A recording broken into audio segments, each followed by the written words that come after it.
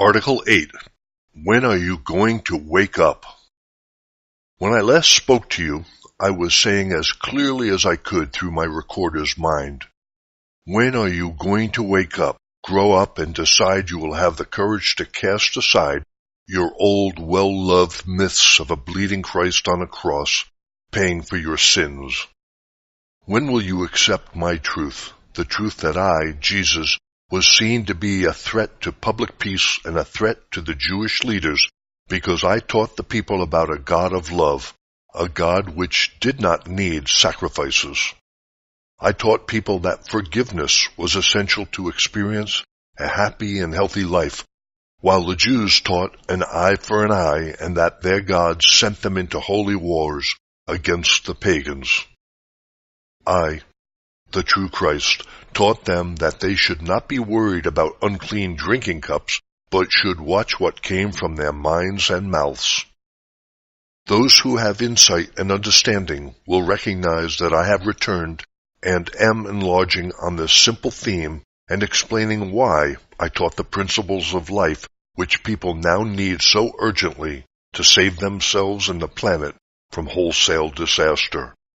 Read letter 1 until you fully understand it.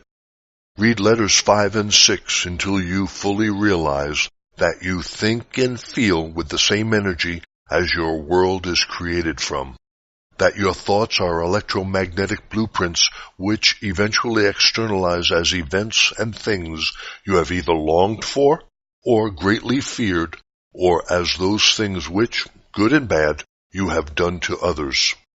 Don't dismiss these letters as having no bearing on your lives. They explain exactly why love is the very stuff of which your body has been fashioned. When you live with anger, resentment, and dislike in your hearts, you are actively creating negative forces which gradually undermine your health and destroy your bodies and your lives.